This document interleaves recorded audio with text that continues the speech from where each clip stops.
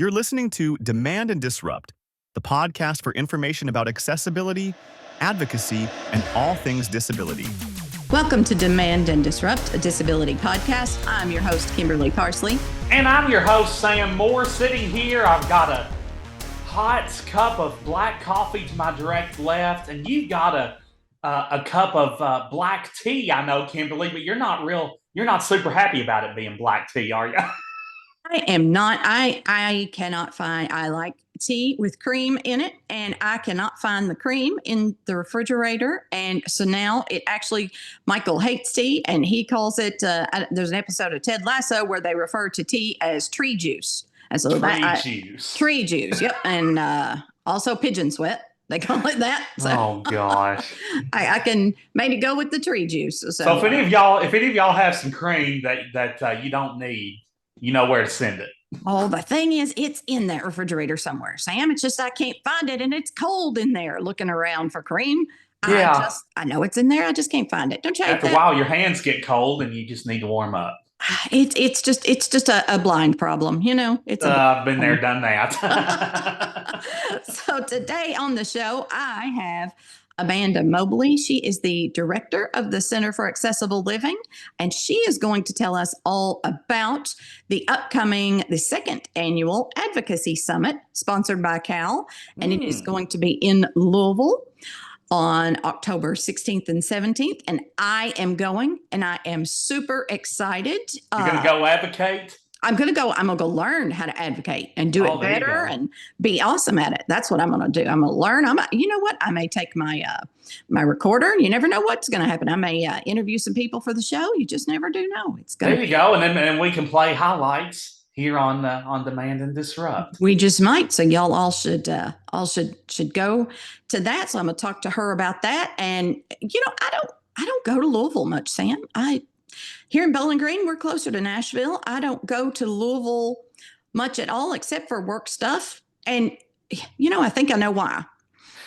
You think you know why? I think I do. When I was young and they found the disease that I have, which, of course, started in my retina, they sent me to Louisville. So it was like all the time, every 2-3 months, every Easter break, every Christmas break, summer vacation. I was always going to Louisville for surgery. Yeah.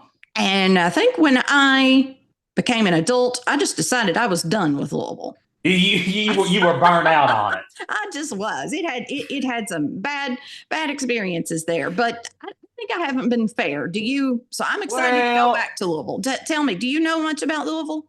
Actually, I would like to think that I do. Louisville has really grown on me over the years. In fact, if I had to move outside of my current locale of Henderson, a lot of times I say it would almost be a three-way tie among my top choices: Louisville, Lexington, and Bowling Green, because I have a soft spot in my heart for all of those places.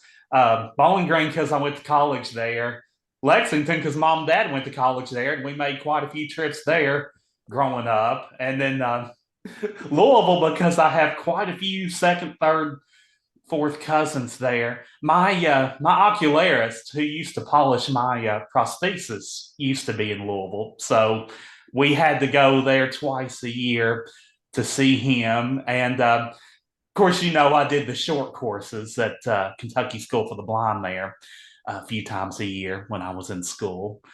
And so yeah, it's a great place. Of course, I could plug restaurants there all day long, but then people would be like, Sam, do you do anything else but eat?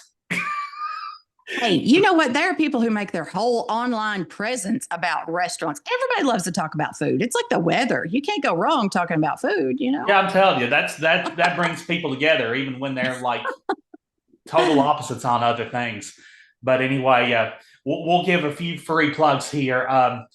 For those of you that love burgers, and who doesn't love burgers, right, Kimberly? True. I mean, who doesn't love W.W. Cousins is a Louisville institution. Is it? Uh-huh. I've even had them on my podcast before talking about their burgers.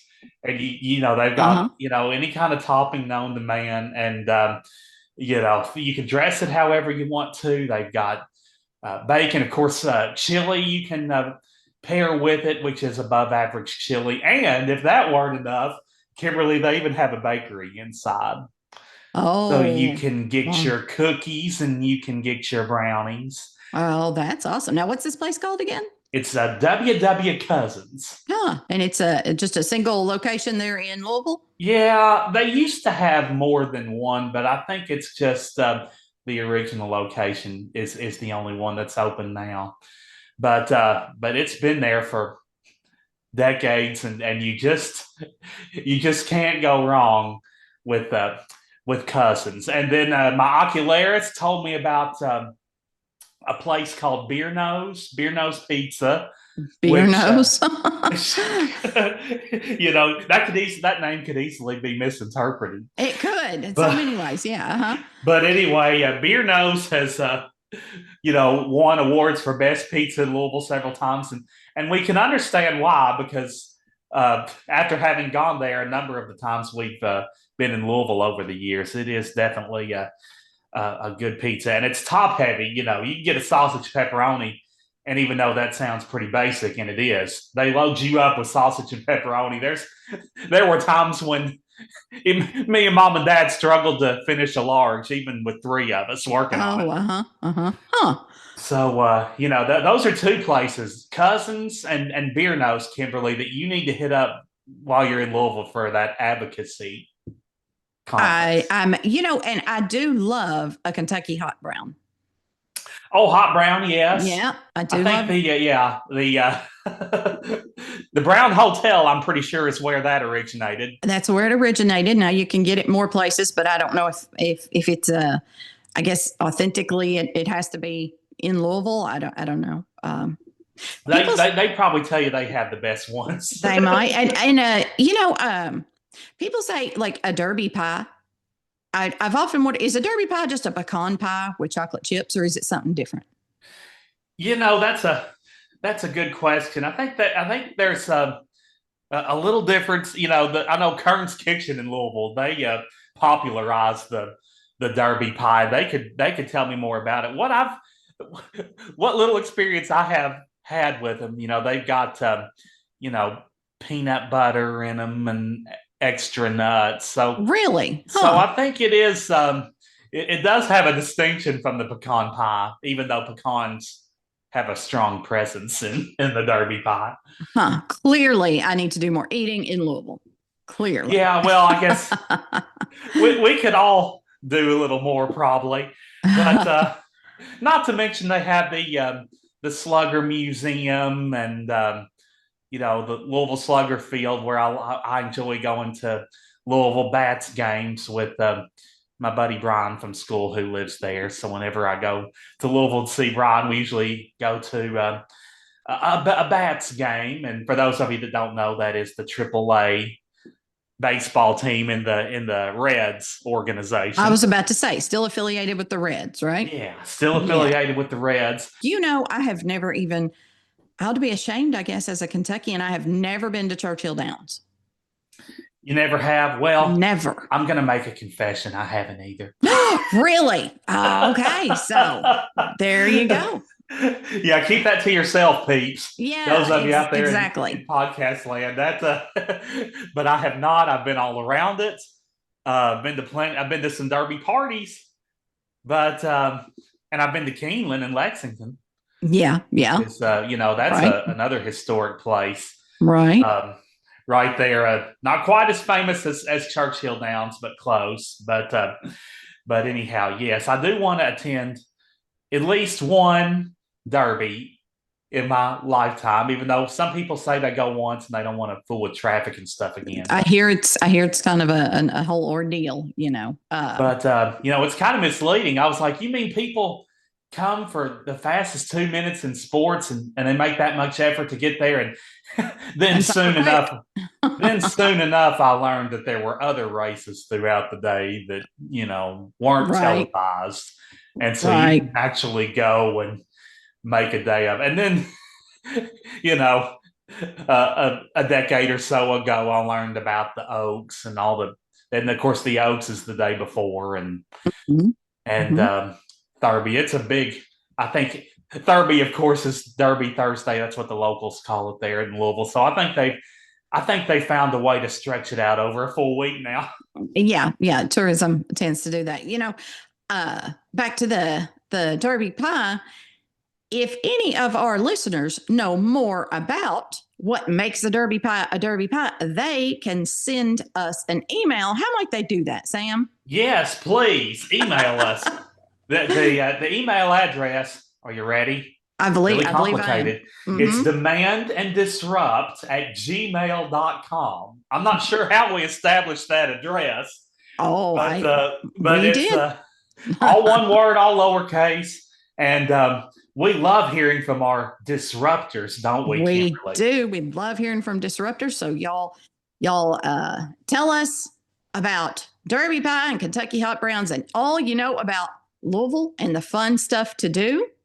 I do have some trivia from an article that was written way back in 2002 when the NFB had their convention in Louisville, and so did, apparently, you told me, the ACB that same year. And so I'm not sure if it was the same year or the next year or the year before, but yeah, they were. It was the hot spot for the blind people conventions. It really was. Yeah, I was Blind Central.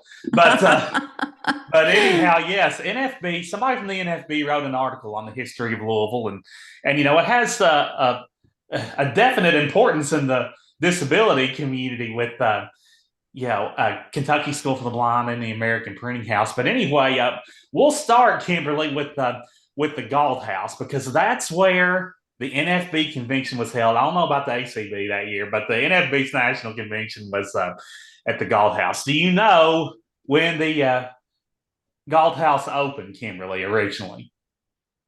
You could have at least given me some hints beforehand. That's all I gotta say. Well, we got to make sure you lose. You could have given me some hints beforehand. Do I get a multiple choice?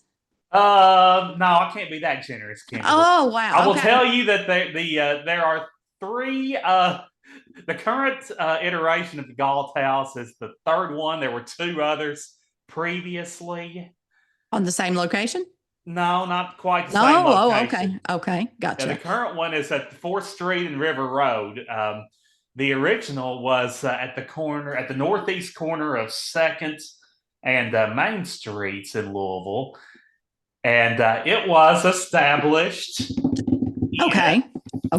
Do I have to guess, or are you just going to go ahead and tell us? Well, I'll give you one wild guess. Okay. Oh, you're making me guess. I'm going to go with 1900 just because I don't have any idea. You're not overly far off, but it was actually established in 1834. That was real far off. It was only 64 years in the grand scheme of things. Wow, that is old. I did not realize that. 1834. Wow, that's old. And then the original Galt House caught on fire, I think, in the 1860s, and then they built a new one, and then that had to close in the early 1900s because of financial struggles. But anyway, the Galt House, as we know it, the current iteration has been around since 1973. So, it's not exactly new. We will now switch gears to Kentucky School for the Blind, which came about in 1842. I won't make you guess that year. Oh, thank you. I thought you were going to make me do years again. Yeah, I'll save you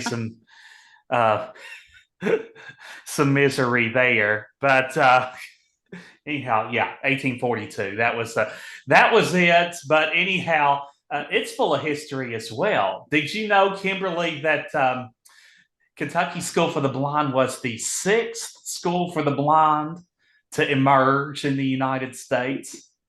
I did not know it was the 6th, but I knew it was one of the early ones. Does that count for something? Yeah, yes. We'll give you props on knowing it was one of the earliest. But it has a rich history and a devoted alumni. So does KCB or KSB? KSB, yeah, KSB. So it is a devoted alumni. I have noticed that. Now, we're going to fast forward about 100 years to 1945. In that year, Kimberly, KSB became the first school in Kentucky to establish a team in which sport? Would you happen to know that, Kimberly?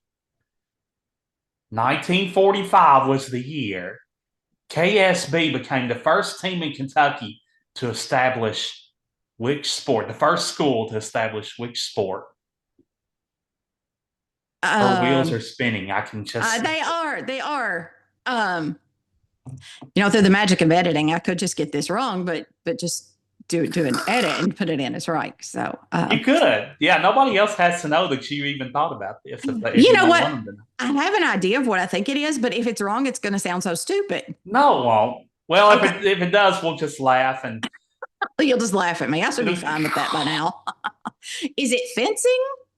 No, but that's not a bad guess. It was wrestling. Wrestling. You know what? That was going to be my second choice. Was wrestling, but I had heard something. Oh, I know what it is. We have someone that I'm trying to get on the show who is a wheelchair fencer, and that's why I was thinking of fencing. Oh, that's right. We've talked about yes, that person. Yeah.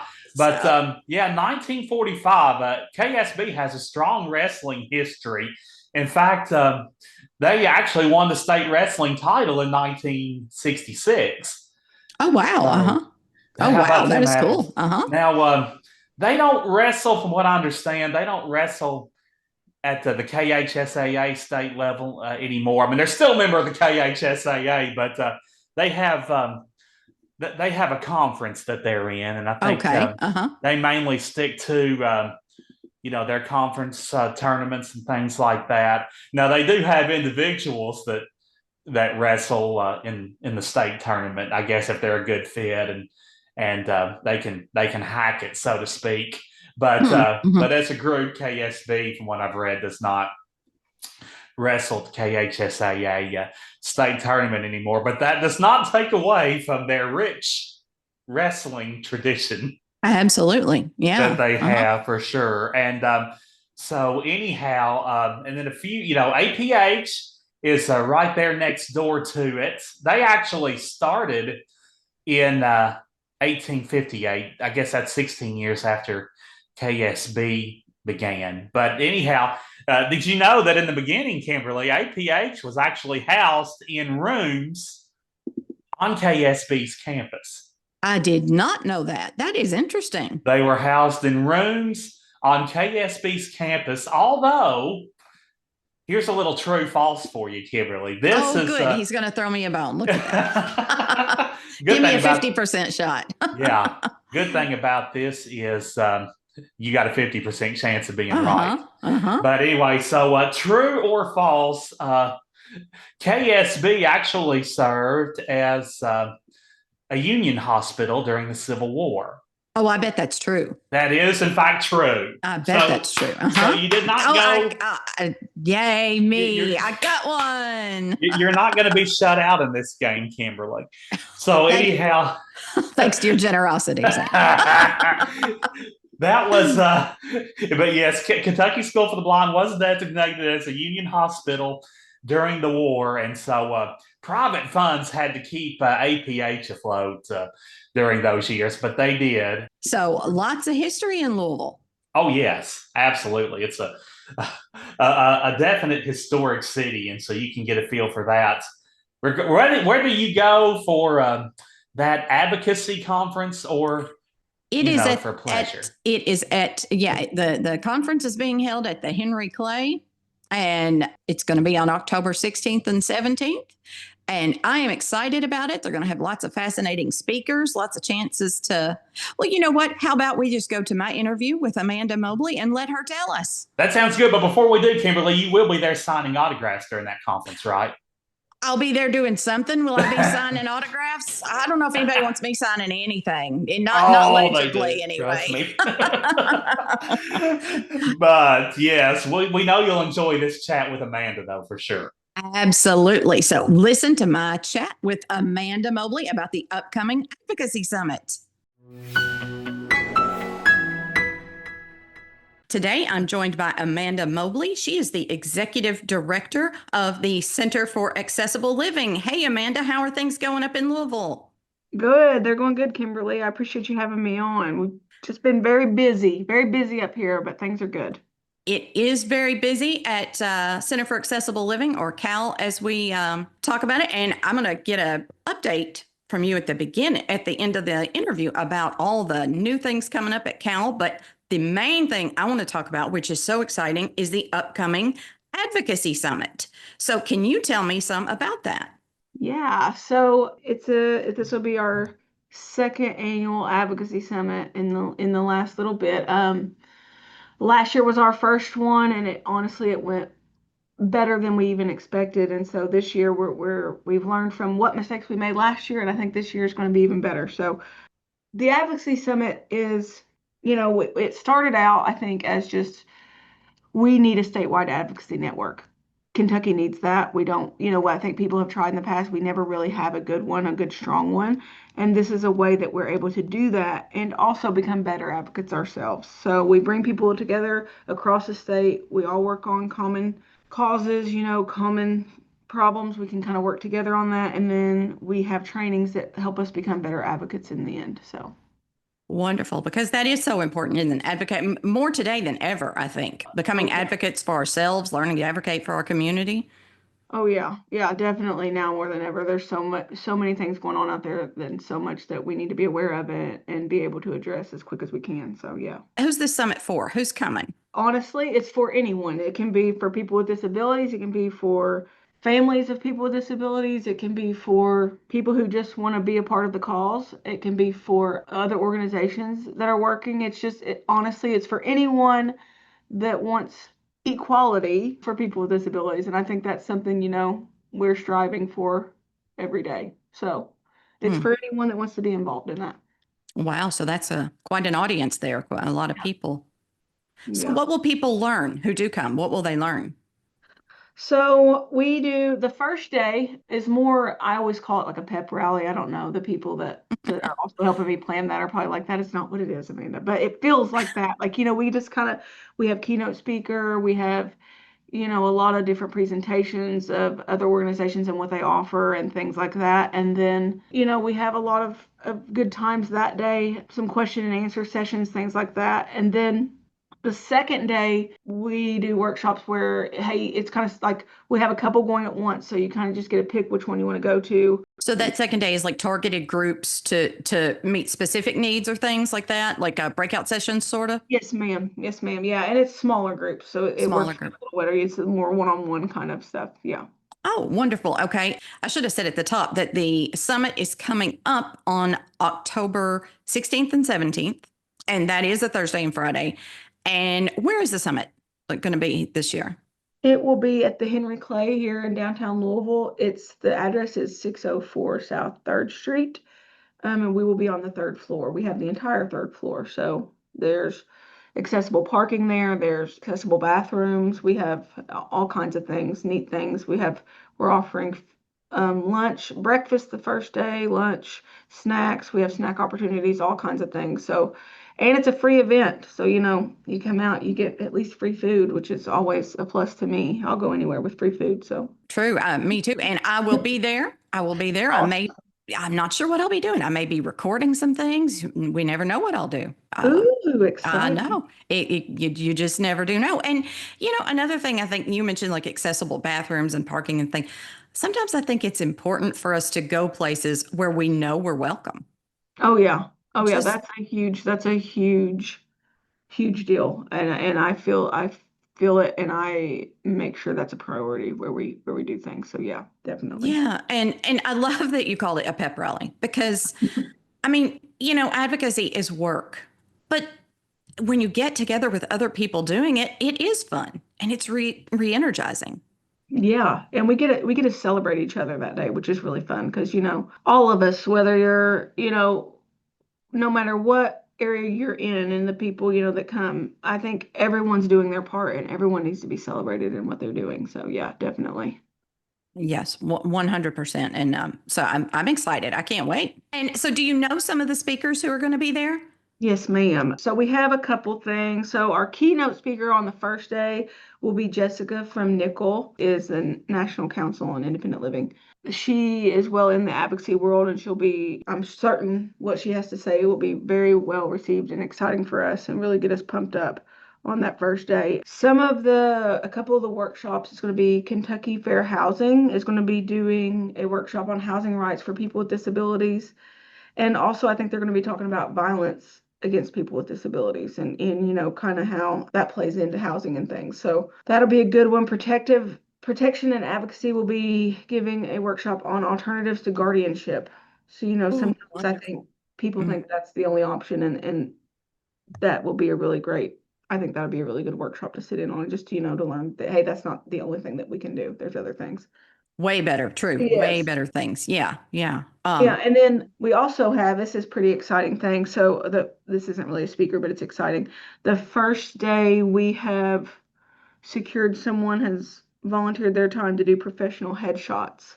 So between 8 and 9 a.m., it is limited. I mean, it's during that hour, but if you get there early enough, you can get a free headshot. So, oh, well, that's cool. That is awesome, because so many of us are doing work and have websites and things, and we need that sort of stuff, right? Yeah, definitely. Wonderful. And I hate that we have to have a discussion about violence against people with disabilities. I know. But we do, more now than ever, it seems. Amanda, for the first time, I had heard that this happened, like that people would deny that someone has a disability. Say, well, no, you're not really disabled. I guess maybe with my disability, it's so obvious that I've never had that happen. But I was actually working with someone recently and it was in a court situation where they denied her reasonable accommodations because they said she actually could see because she was on her phone. Yeah, it's wild. And I really think with mental health right now too, that's just a whole nother thing. Like, so my disabilities are mental health related. And I think that a lot of times if it's not visible, people, don't want to really say, hey, that's a disability. So I run into that personally, just on that level all the time, where I have to be like, hey, I actually do have a disability that I do deal with every single day. But, yeah, I get that disabilities, it's funny how that works. I feel like we're all dealing with that on some level, I think, for sure.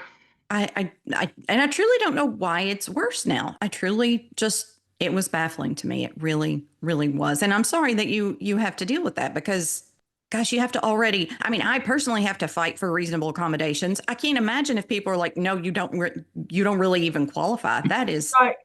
Absurd. Yeah. Well, you don't look like you have a disability, so we don't think, and that's the thing. Like, if you're high functioning in whatever it is, that doesn't mean that it's any easier. You know what I mean? It's still, right. You still need that. You still need those accommodations, and you still have True. So, yeah. Absolutely.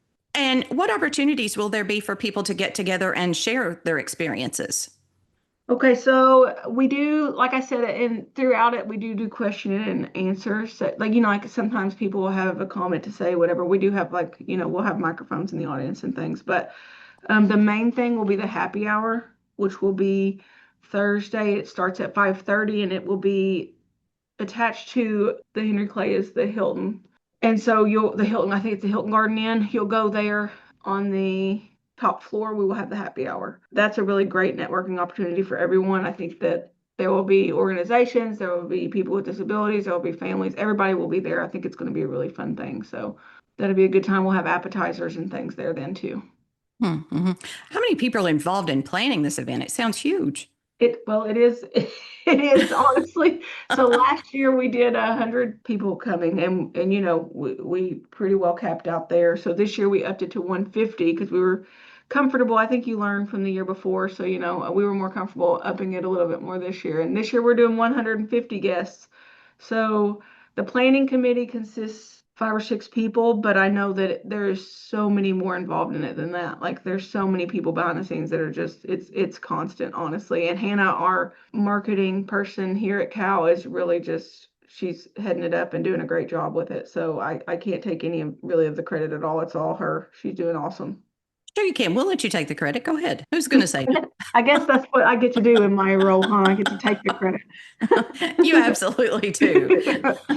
And you said you learned from the last summit. I think if you don't learn from the things you've done before, you're doing it wrong, don't you? Oh, I agree. Yeah, and we'll learn this year. There's no doubt about it. We'll do things wrong. So if you're if you're coming to the summit and we do something wrong, we do actually send out a survey afterward. Just suggestions and things like that. How could we do better? Because we do want to improve every year. Well, So. that's a great idea. That is a great idea. So, I mean, I know last year was the first year for the summit. So, tell me, how did the idea for having the summit in Kentucky come about? I know you said that there was a real need, but so was there one spurring event, or so how did it come about? Okay, so it's funny. Actually, Cal used to host something very similar in the late 90s, where it wasn't necessarily the exact way that we're doing it now, and I don't even know that it was called an advocacy summit, but it was very similar to this. And then that we just kind of, it got away from us, I think. And a couple years ago, Dave Mathis, who you know well, I do. reached out to me and said, "Hey, Amanda, we used to do something like this at Cal.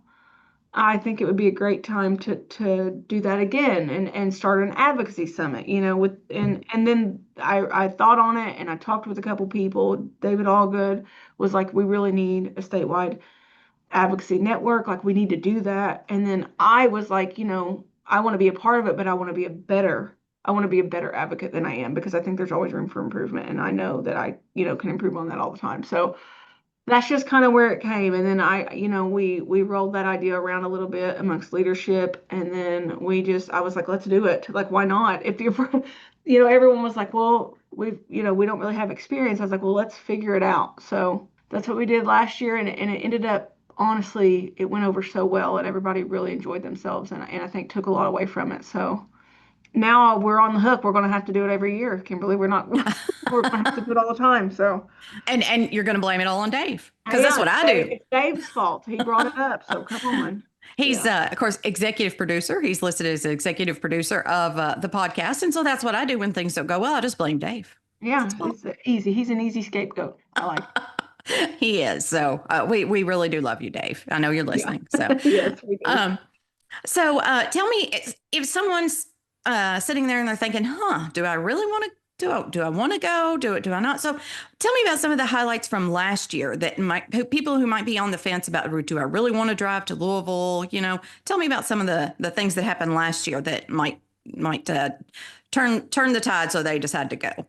Yeah, so it was honestly, it was so good. And like I said, we learned so much from that. But the commissioner came last year, Commissioner Elridge came and that was the first announcement of our expansion project here in Kentucky, where we're covering every county in Kentucky. All the Centers for Independent Living will be covering every county. We've started that now. It's a slow process, but we're working on it and be able to provide, independent living services throughout the state. We also presented 2 awards last year, which we'll be presenting again this year. Last year we presented Allgood Advocacy Award. Obviously, that was presented to David Allgood because that's who is namesake of that award. I bet he was so surprised. Yes, he had no idea, actually. We did surprise him. It was pretty amazing. This year, I'm excited about the person that will be getting that. I think I'm always excited. I think awards are few and far between, especially in our line of work. And I think that recognizing people for the hard work they do that often goes unnoticed is so important and so exciting to do. And then last year we also did the Community Champion Award. That went to Forever Yes last year with I actually personally presented that to Donna Fox, the late Donna Fox. So that was really that was a really special moment for me, and I think a special moment for everyone. So Donna Fox, of course, beloved in the Kentucky disability community, and passed away this year. So yeah, definitely. So I think that there's a lot of different things. I do know that the awards are pretty special for me. I enjoy those, and like I said, just being able to celebrate everyone is really important to me. So wonderful. So how do people register for the summit if they want to go? So a couple ways. One, if you are tech savvy and you're on social media, which I know not all of us are. If you're listening to a podcast, I feel like you're somewhat tech savvy though. So probably a little more tech savvy than me. Then you can go to our social media. We have links on all social media, on all platforms. Pretty much if you look up Center for Accessible Living, I think we're on the majority of them. and you can click on the link to register on there. You can go to our website under the events tab. There is a link for the Advocacy Summit. It's really simple. It's just a simple form you fill out, and that way you can give any accommodation, food accommodations you may need, any other accommodations, you can submit those on there. Or if you don't want to do any of that, you're not on any of those things, and you just really just want to talk to someone, you can call the center here in Louisville. Our number is 502-589-6620, extension 121, and her name is Hannah Richards. And she'll get you signed up and ready to go. And are you still taking registrations? Are there still spots available? Oh yeah. So I think the latest number I heard, we were at 60 something. I think I'm certain we're higher than that now because that's been a couple weeks ago. So yeah, up until the day of, as long as we have space available, we'll get you in there. We're awesome. We just want everybody that can come. It's a free event. Like I think I said that already, but last year we did kind of like pay as you can or pay what you can. This year we strive to make it completely free, and we were able to do that. And we're really, with the help of sponsors and all that, we're really excited about being able to do that. So wonderful, wonderful. And I know if people are like me, I don't plan anything. Okay, nothing. Last minute is how I roll. So I'm sure you may be at 60 now. I'm sure the day of it'll be maxed out. Oh yeah. That's how last year's went. So I'm sure this year will be the same. Yep. I never plan anything. This is why we don't take vacations, because I decide I want to go somewhere tomorrow. And of course, everywhere's booked and has been for a year. But yeah, I get that. Tell me now, what else is going on at Cal? Because like you said, there's been a lot of excitement over the last year since the last summit. So tell me what new things we're doing. Yeah, so here in Louisville, at the Louisville office, we've had the CalTech, which is the Assistive Technology Resource Center here in Louisville. It used to be housed at Spalding. It's housed here in-house now. So that's really exciting. We're working on that. I think that's growing a lot. So any kind of durable medical equipment you need, anything like that, come talk to Rob. You can call the front desk, call that number I mentioned earlier, talk to the front desk. They can help you out. It's exciting. So it's like free rentals of any of that kind of stuff. We do demos for some things. So, hey, if you're thinking about you're wanting to try out a Ring doorbell, we can give you a demo on that and how that works. And that's one-on-one. We can sit down and talk to you about that.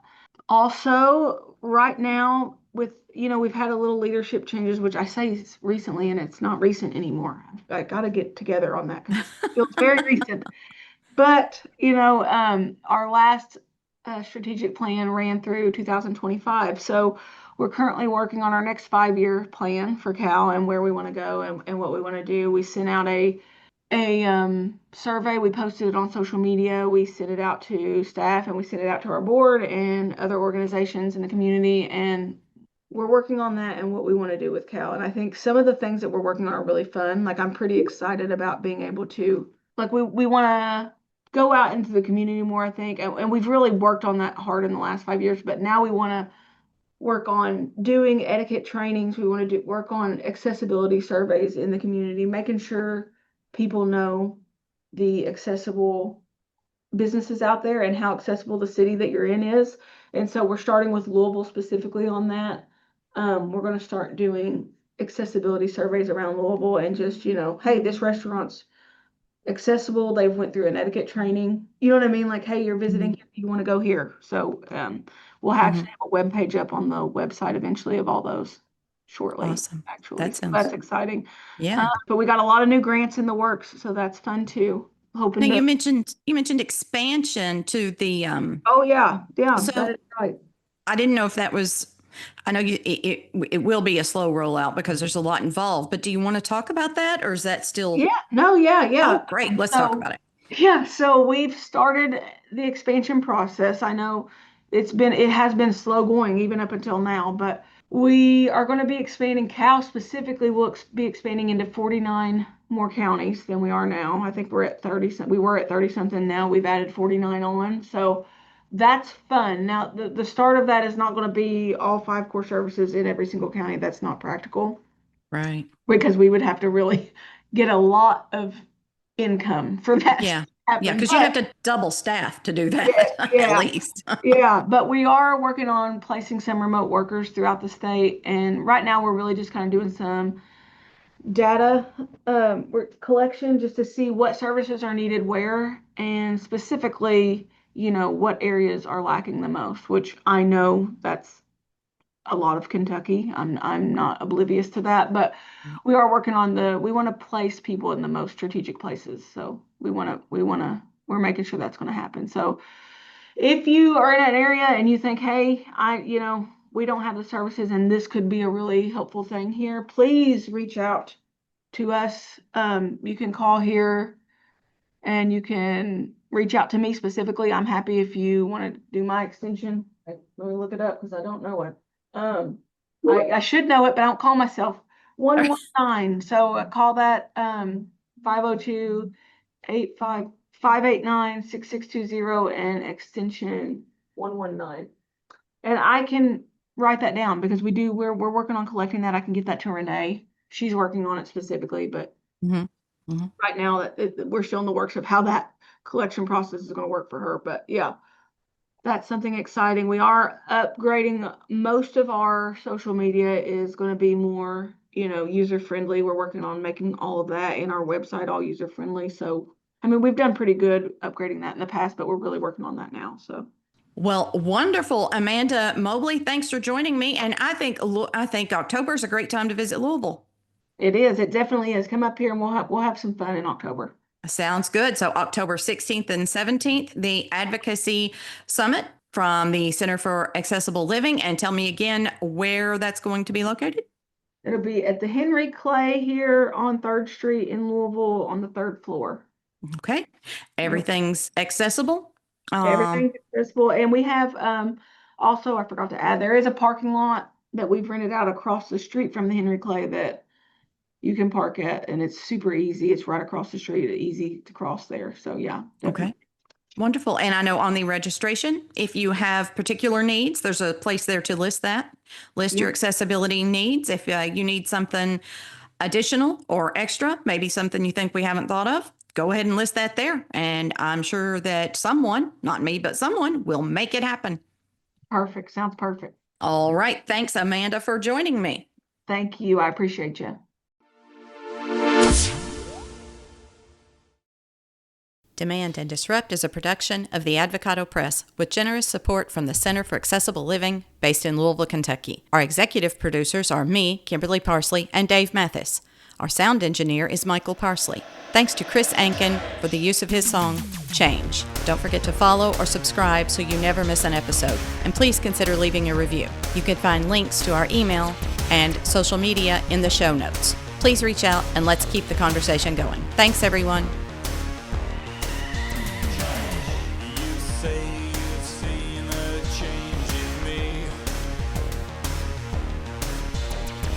Just for once I think I would agree. We both know there's a difference. We've had our curtain call, and this time the writing's on the wall.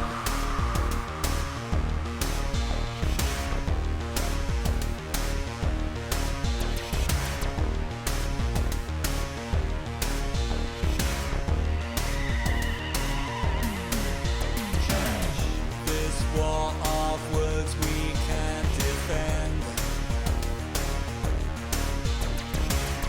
Two damaged hearts refuse to mend.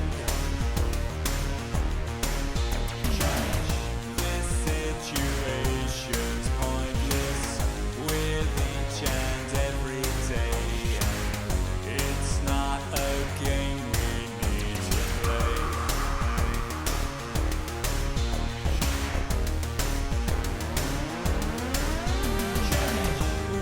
Try to make things better, repair and rearrange things, but each and every letter spells out the need for us to open up our minds and hearts to change.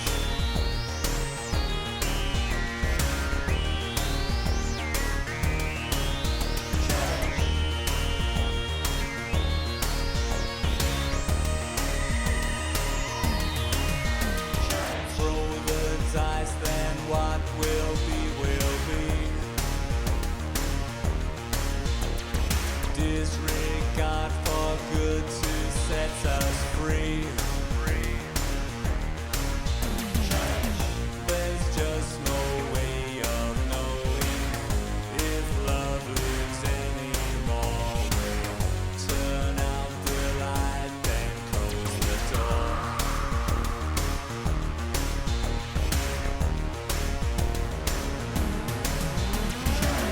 We tried to make things better, repair and rearrange things, but each and every letter spells out the need for us to open up.